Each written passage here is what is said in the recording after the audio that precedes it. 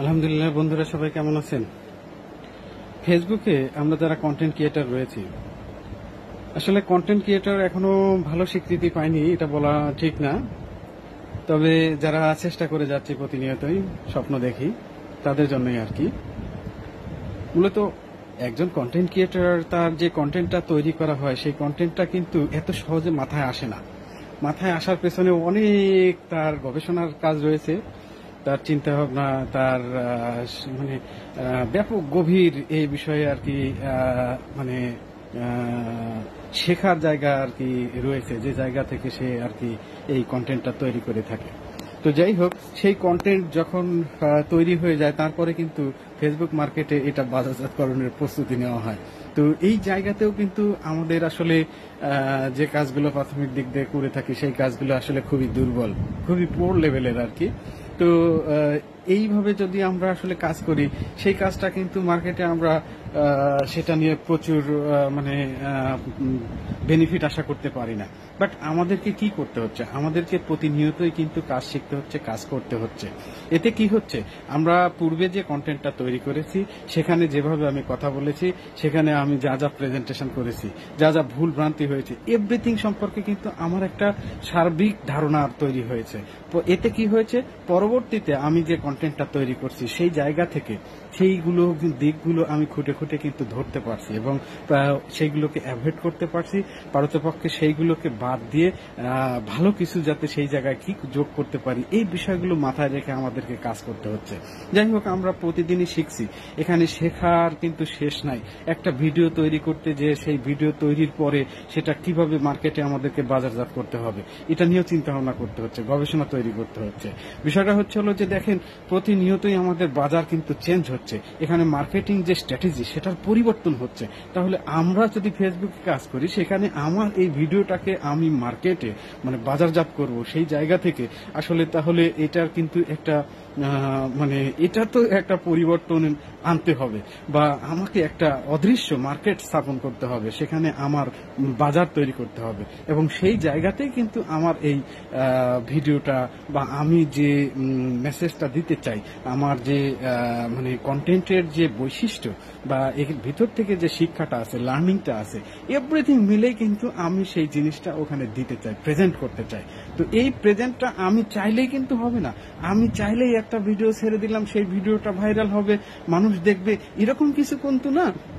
But আমাকে কি করতে হবে, আমাকে একটু সুন্দর মানে আমার খুবই সুন্দর একটা ছাপ রাখতে হবে। আমার হতে পারে আমার ফেসের একটা ভিউ রয়েছে, আমার ফেস তৈরি করতে হবে অনলাইনে, আমার অবশ্যই একটা নিজস্ব ফেস তৈরি করতে হবে, ফেস ভ্যালু রয়েছে। এবং আমাকে হতে পারে আমার যে আদর্শ, আমার যে কৌশল, কথা বলার স্টাইল, আমার সার্বিক দিকই কিন্তু এখানে উঠে আসবে। বাট এখানে সেই জিনিসটাকে প্রতিনিয়তই আপডেট করতে হবে, যাতে করে পূর্বের ভিডিওর চেয়ে বর্তমানের ভিডিওটা আমার বেশ মানে একটু রিচ হয় আর কি। প্রেজেন্টেশনের জায়গা বা এডিটিং এর জায়গা, বা এখানে ফেসবুক আরো যে এটা বলেছে, গাইডলাইনগুলো বলেছে, এই জিনিসগুলো কিন্তু আমাকে ফলো করতে হবে। রেজুলেশনের বিষয় আছে, ইফেক্টের বিষয় আছে, তারপরে আপনার ভয়েসের যে কম বেশি যে এইটা আছে, এভলিউশন আছে, এই মানে বিভিন্ন জিনিসগুলো আমাদেরকে আর কি কাজ করতে হবে। তো যাই হোক, সার্বিক দিক দিয়ে আসলে ফেসবুকে যারা সফল হয়েছে তারা কিন্তু আপনার আমার চেয়ে অনেক বলবো যে আসলে তারা যে খুবই মেধাবী, খুবই মানে তা কিন্তু না। দেখা গেল একজন সিম্পল মানুষ, যাদেরকে আমরা হয়তো চিন্তাই করি নাই যে এই মানুষটা এইভাবে ফেসবুকে এরকম ভাইরাল পজিশনে যাবে, বা সারা বিশ্বে তার একটা এরকম, বাংলাদেশ তথা সারা বিশ্বে তার এরকম এরকম হয়ে উঠবে। বাট আমরা কিন্তু এভাবে চিন্তা করি নাই। আমরা পরবর্তীতে তারা যখন এই ধরনের কাজ করার পরে তারা যখন প্রশংসিত হয়েছে, সেখান থেকে যখন পেশা হিসেবে নিয়ে এখান থেকে প্রফিট নিয়ে আসছে, বেনিফিট নিয়ে আসছে, তখন কিন্তু আমরা হয়তো চিন্তা করি, বাহ, তাহলে এই কাজগুলো কিন্তু আমরাও করতে পারি। এই যে এরকম এরকম বিষয়গুলো আমাদের আসছে, আমাদের মাথায় কিন্তু আসেনি যে আসলে ফেসবুক আমাদের প্রতিনিয়তই কিন্তু প্রত্যেক দিনই আমাদেরকে ক্রিয়েটর হিসেবে সম্বোধন করছেন।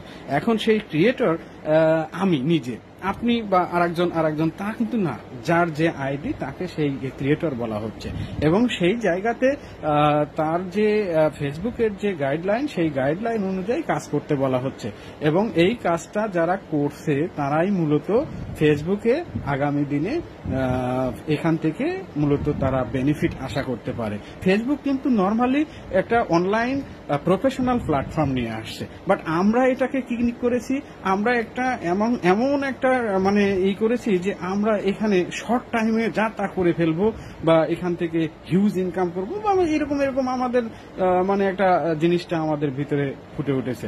তো যাই হোক, আলহামদুলিল্লাহ বিষয়টা এটা নয়, বিষয়টা হচ্ছে হলো ফেসবুকে আমাদের একটা প্রফেশনাল ক্যারিয়ার তৈরি করতে হবে, সেখানে প্রফেশনালি আমাকে টাইম দিতে হবে, আমাকে ভিডিও পোস্ট করতে হবে, স্টোরি পাবলিশ করতে হবে, টেক্সট করতে হবে, ফটো পোস্ট করতে হবে, long video short video publish করতে হবে বিভিন্ন ভিডিওগুলোতে, এবং আমাকে যারা রিয়াকশন করছে কমেন্ট করছে তাদেরকে রিয়াকশন দেখাতে হবে, তাদের ভিডিওগুলো দেখতে হবে। এই যে এরকম আর কি কাজগুলো আছে এবং সেই কাজগুলো একটু কিভাবে করা যায় এখানে সাপ্তাহিক চ্যালেঞ্জ আকারেও দেওয়া আছে। অর্থাৎ সার্বিক দিক দিয়ে এই কাজগুলো করলে, এখানে গাইডলাইন ফলো করলে আলহামদুলিল্লাহ আপনার এই পেজটা গ্রো করবে এবং এই কাজটা যদি উইদাউট ইন্টারভিউ না করেন তখন হয়তো কি হবে, আপনার যে কাজটা যতটুকু এগিয়ে গেছে সেইটু আবার স্লো ডাউন হবে। তো আলহামদুলিল্লাহ বিষয়টা আশা করি যে মোটামুটি কিছু এখান থেকে কিছু বোঝা গেল। তো ভিডিওটা অনেক বড় হয়ে যাচ্ছে, তো আজকে আর বড় করতে চাই না, এ পর্যন্তই। ইনশাল্লাহ সবাই ভালো থাকবেন, সুস্থ থাকবেন এবং আমার জন্য দোয়া করবেন। পারলে আমার ফার্স্ট পেজটাকে ফলো দিতে পারেন, লাইক কমেন্ট শেয়ার করতে পারেন। আলহামদুলিল্লাহ আপনাদের সবার সুস্বাস্থ্য এবং দীর্ঘায়ু কামনা করছি। ফেসবুকে যেন এসেছি, আলহামদুলিল্লাহ ফেসবুক প্ল্যাটফর্মে সবাই যেন সফলতা অর্জন করতে পারি, এই প্রত্যাশা নিয়ে শেষ করছি। ধন্যবাদ সবাইকে। আসসালামু আলাইকুম।